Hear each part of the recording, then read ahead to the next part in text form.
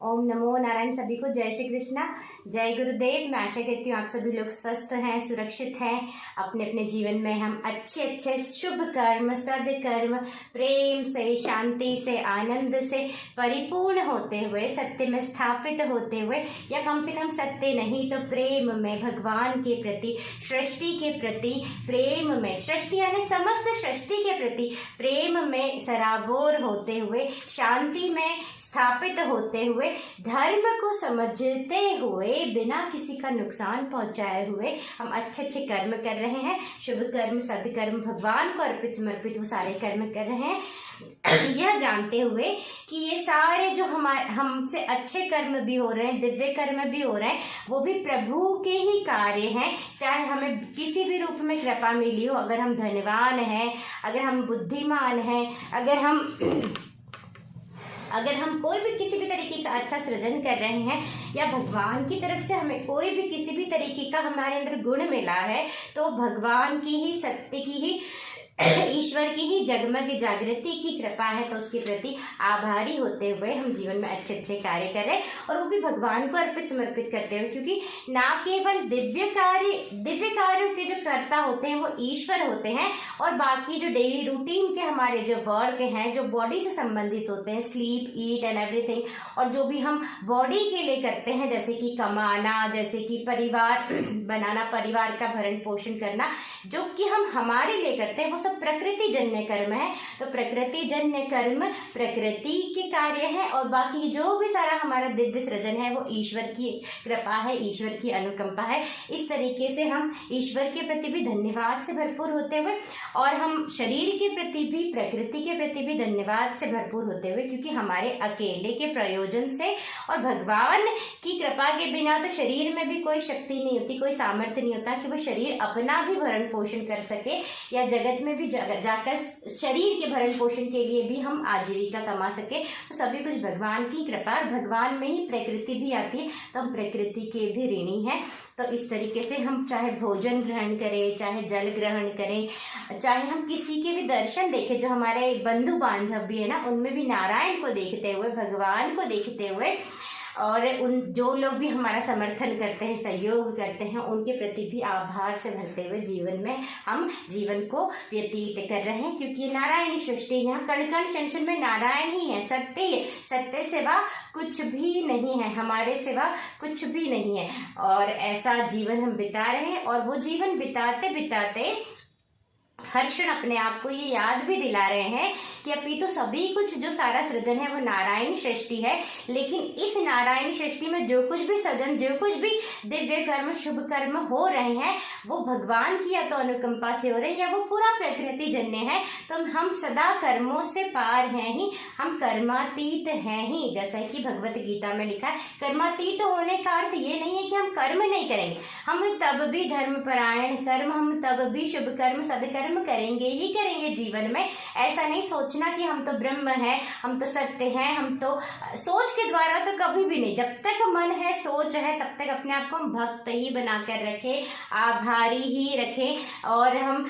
ऐसे मन को सदा सदा ईश्वर का भक्त बनाकर रखें। लेकिन मन को हम सत्य ज्ञान, ब्रह्म ज्ञान के रंग में धीरे धीरे रंगते जाते हैं ना, तो इससे मन को अपनी पहचान मिलती है, और मन धीरे धीरे चुप होने लगता है। और जब हम साधना भी साथ में करते हैं, हम मन को वॉच करते रहते हैं, वॉच करते रहने से मन धीरे धीरे धीरे धीरे साइलेंट होने लगता है, और उस साइलेंट माइंड में किसी महाक्षण, वो महाक्षण या गुरु कृपा घटित हो जाती है, जो सत्य है,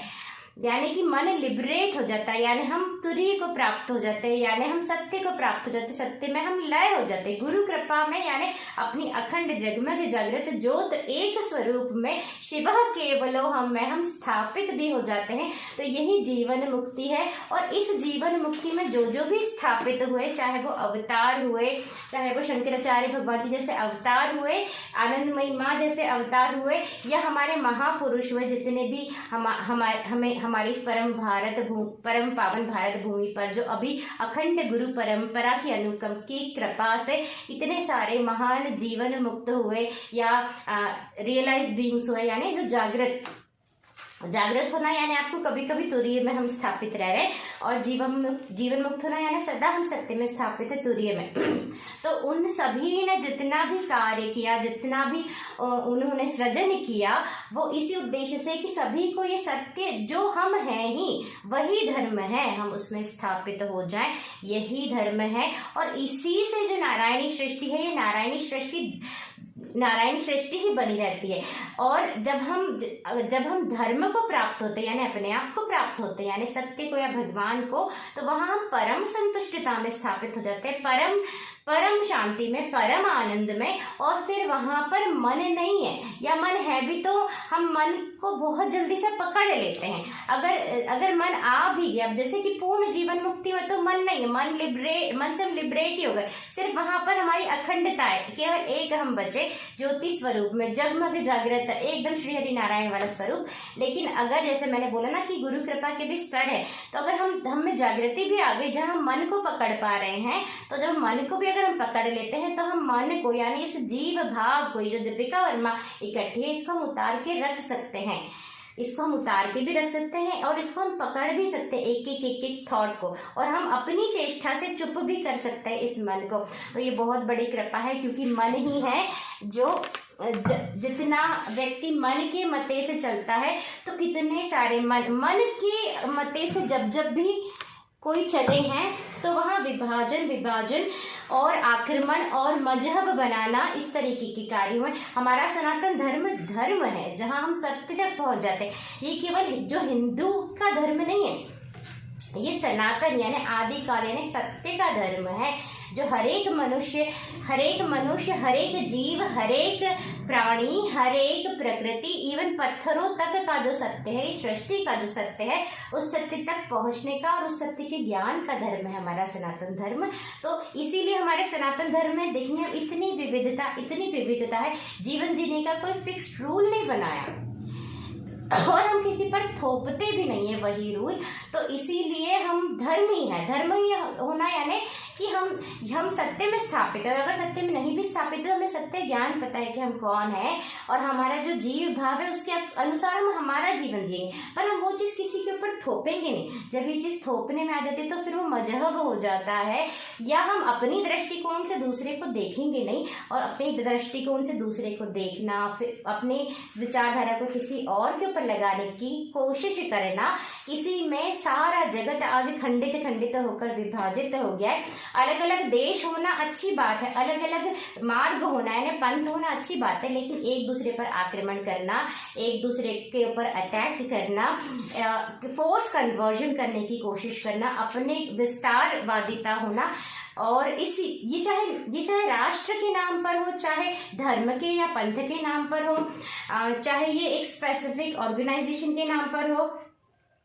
चाहे इस सोच के साथ हो विचारधारा की केवल हम सही हैं। तो ये विचारधाराओं से ही जब हम इस सृष्टि को देखते हैं लेंस से, तो सारा का सारा आंतरिक भी दुख है और बाह्य भी दुख है। इसी दुख से और इस विभाजन से जो हमें ऊपर ले जाता है, या जो हमें अंदर, जब हम जितना अंदर स्थापित है, उतने ही हम इन सभी विभाजनों को देखते हुए भी इन सभी विभाजनों से ऊपर रहेंगे, यानी हम सत्य में स्थापित। और जो अपनी हम इस परम संतुष्टता, इस नित्यानंद को हम जैसे ही प्राप्त कर लेते हैं, अपनी अखंडता, तो फिर वहां पर बाहर कार्य करके परिपूर्ण होने की आवश्यकता नहीं है। ये बहुत बड़ी ब्लेसिंग है। इसीलिए सभी को जीवन में समय निकालकर अपने उपनिषदों को, धर्म ग्रंथों को पढ़ना चाहिए, शंकराचार्य भगवान जी की राइटिंग्स को पढ़ना चाहिए, और जितने भी हमारे महात्मा हैं, जितने भी हमारे अलग अलग शंकराचार्य हैं, जो अभी भी वो जहाँ पर भी आपको ज्ञान सुनने को मिले, हमें सत्य ज्ञान, ब्रह्म ज्ञान, तो वहां तो हमें सुनना ही सुनना चाहिए, कहीं से भी मिले, कोई ऑब्लिगेशन नहीं हम कहाँ से सुन रहे हैं। हमारी प्रीति जब ज्ञान से होती है, तो हम ज्ञान के ही प्रति हम मुमुक्ष होते हैं, ज्ञान के प्रति हमारी कर्णेंद्रियां एक्टिवेटेड रहती। तो हमें हर जगह से ज्ञान को सुनना है, और ना केवल सुनना है, हमें अपने घर वालों को भी सुनाना है उन्हें सत्य ज्ञान, क्योंकि आज हिंदू धर्म में अति आवश्यकता है कि हम सत्य ज्ञान, ब्रह्म ज्ञान का प्रचार और प्रसार करें, क्योंकि हमारी यंग जनरेशन को पता ही नहीं है कि सत्य ज्ञान, ब्रह्म ज्ञान, उपनिषद का ज्ञान, गीता ज्ञान है क्या। एंड गीता ज्ञान की भी आजकल बहुत सारी क्लासेस हो गई, लेकिन ब्रह्म ज्ञान शब्द ही नहीं पता। बहुत कम आज हमारे हिंदुओं को पता है कि ब्रह्म ज्ञान क्या है। और अगर हमें पता ही नहीं होगा कि कुछ सत्य है, हम समझते हैं कि कृष्ण भगवान अलग, हम अलग, शिव भगवान अलग, हम अलग, वो कहीं और भगवान बैठे, किसी और लोक में बैठे, तो ये तो कहने का, एक एक्सप्रेस करने के अलग अलग माध्यम हो गए, अलग अलग तरीके हो गए, अलग अलग डायमेंशन भी होते हैं। देवी देवता भी है, उनकी कृपा भी मिलती है, लेकिन देवी देवता हो, चाहे मनुष्य हो, चाहे जानवर, प्रकृति या कोई भी अलग डायमेंशन हो, ये सभी डायमेंशन अलग अलग, जैसे कि पानी के अंदर अलग अलग तरह की लहरें बनती, लेकिन है तो वो पानी ही। उसी तरीके से हम है वही एक अखंड सत्य, और ये ना केवल शब्दों में अपितु साधना और गुरु कृपा के माध्यम से हम उस सत्य में स्थापित भी हो जाते हैं, जिसे तुरीय कहते हैं, चतुर्थ अवस्था या कॉन्शियसनेस। और वहां जाकर सारी वाणी समाप्त हो जाती, यानी अव्यक्त है, उसे व्यक्त नहीं किया जा सकता। हम क्या है, हम अपने आप को व्यक्त नहीं कर सकते, लेकिन जैसे ही हम वहां स्थापित हो जाते हैं तो हम अपनी अनंतता, अखंडता, निर्लिप्तता को प्राप्त हो जाते हैं। उसे प्राप्त करना ही जीवन मुक्ति है, श्री हरिनारायण हो जाना है, गुरु कृपा है, तुरीय है। और उसमें जब लगातार कोई बन जाता है सदा के लिए, जीव भाव का लोप हो गया, तो वो जीवन मुक्ति है। और देह रहते रहते जीवन मुक्ति के प्रसाद को प्राप्त करना बहुत बड़ी कृपा है। शंकराचार्य भगवान जी ने जैसे हमारा इसके पहले जो हमने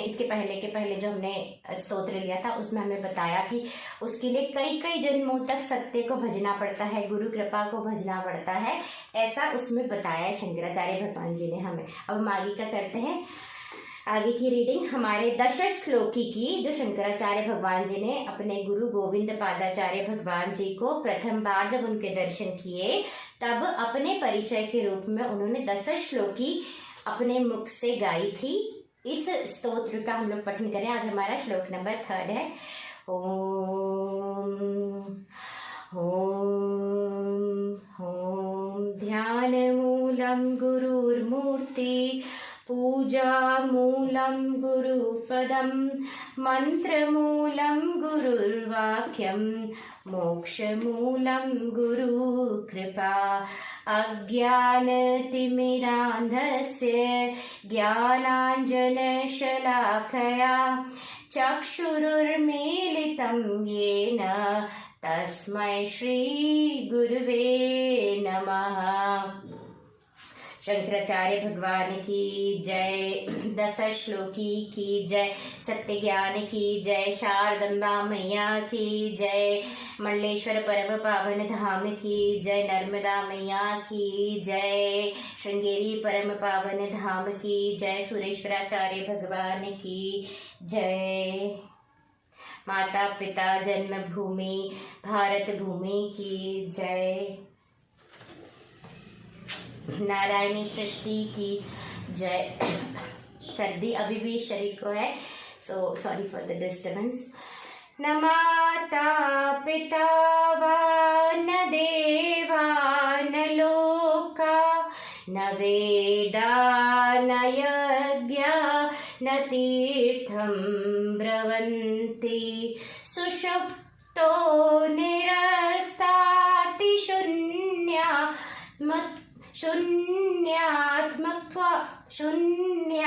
शून्यात्मक्वात् तदेको वशिष्ठः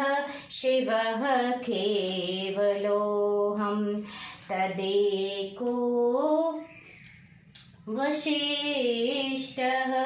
शिवः केवलोऽहम्। शंकराचार्य भगवान यहाँ पर कहते हैं दशश श्लोक की श्लोक नंबर 3 में कि ना मैं माता हूँ, ना पिता हूँ, ना मैं देव हूँ, ना मैं तीनों लोक में से कोई एक लोक हूँ, यानी सृष्टि में नहीं हूँ, ना मैं वेद हूँ, ना मैं यज्ञ हूँ, ना मैं तीर्थ हूँ जिससे कि पुण्य प्राप्त होते हैं। और जो सुषुप्ति, जब हम सो जाते, गहरी निद्रा में होते हैं, उस समय भी जो शून्य नहीं होता, जो जागृत रहता है, वह मैं हूँ। यानी देखिए, अभी तो हम जागे हुए, तो हमें पता चल रहा है, सारी चीजों का हमें अनुभव में आ रही है, हम सुन पा रहे हैं, हम देख पा रहे हैं, जब हमें सपना आता है तब भी हमें सपना आता है, लेकिन हमें जब गहरी नींद आती है और जब हम उठते हैं तो हम बोलते हैं हाँ आज मुझे बहुत गहरी नींद आई। लेकिन इसका अर्थ यह है कि जब हम गहरी नींद में होते हैं तब भी कोई है जो सदा जागृत है, जो शून्य नहीं हुआ, वह हम हैं। जब हम समाधि भी लगाते हैं अष्टांग मार्ग के द्वारा, यम नियम आसन प्राणायाम प्रत्याहार धारणा ध्यान समाधि, जिस मेथड से मैंने साधना की थी, अभी साधना मेरी कंप्लीट हो चुकी है, लेकिन जो साधना मैंने की थी यानी अष्टांग मार्ग पतंजलि योग सूत्र के माध्यम से, तो उसके माध्यम से जब हमारी समाधि लगती है, सत्य यानी खुली आंखों से गुरु कृपा में स्थापित हो जाना, और जब समाधि लगती है यानी हम अंदर डीप, जहां पर हम गहरी निद्रा अवस्था में भी हैं, संपूर्ण जागृति और संपूर्ण निद्रा साथ में, वो होता है समाधि। यानी सो जाने का सुख, यानी मन के चुप हो जाने का सुख और परम जागृति दोनों जब साथ में होती है तो उसे कहते हैं समाधि। तो जब समाधि भी लगती तब भी हमें पता चलता है, किसे पता चला कि कुछ नहीं था, कुछ भी नहीं था, उस कुछ भी नहीं, जब हम कुछ भी नहीं हो जाते, उस कुछ भी नहीं का जिसे पता चला, यानी कोई तो था जिसे पता चला जो कभी शून्य नहीं होता, वह मैं हूँ और मैं वह संपूर्ण सृष्टि हूँ। तदेक जो एक है, तदेको वशिष्ठ, जो संपूर्ण सृष्टि है, शिव वह शिव और वह केवलोहम, वह कैवल्य मैं हूँ, यानी केवल्य यानी एक हो जाना, वह अखंडता मैं हूँ। तो कुछ लोगों को लगता होगा कि ब्रह्मलीन हो जाना, या जैसे मैं बोलती हूँ जीव भाव का लोप हो जाना, या जैसे ये दीपिका का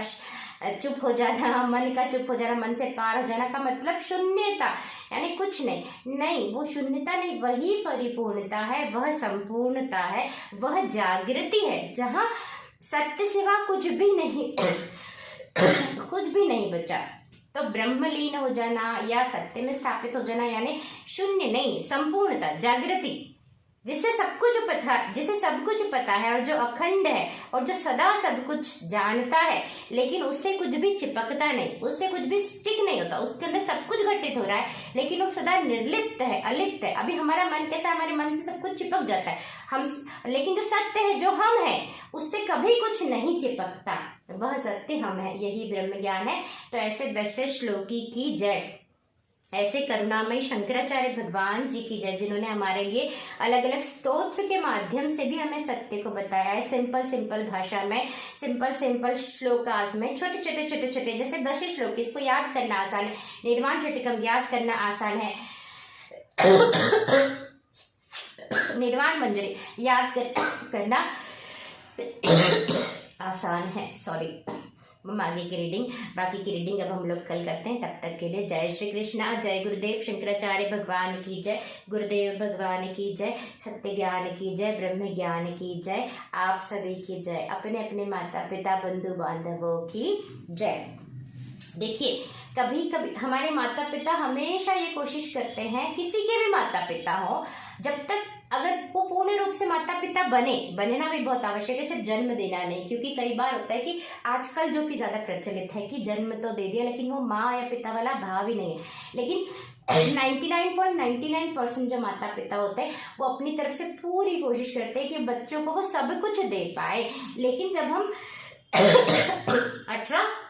साल से ऊपर हो जाते हैं या जैसे हमें समझ बढ़ने लगती है तो सारे जीवन की रिस्पॉन्सिबिलिटी हमारी होती है। तो हो सकता है कि हमारे माता पिता ने सत्य ज्ञान ब्रह्म ज्ञान नहीं समझा हो, या हमारे सास ससुर ने नहीं समझा हो, या हमारे ननन देवर जेठ जेठानी ने नहीं समझा हो, या हो सकता है कि हमारे भाई बहन ने नहीं समझा हो। तो कोई बात नहीं, हम रिस्पॉन्सिबल, या हमारे माता पिता को उतनी अच्छी पेरेंटिंग नहीं आती हो, सब अपनी तरफ से 100% कर रहे हैं, तो हम हमारी तरफ से अब हम ब्रह्म ज्ञान को समझकर हमारे परिवार के लिए हम जगमग जागृत हो जाएंगे और परिवार को भी सुनाएंगे और समझाएंगे सभी लोगों को।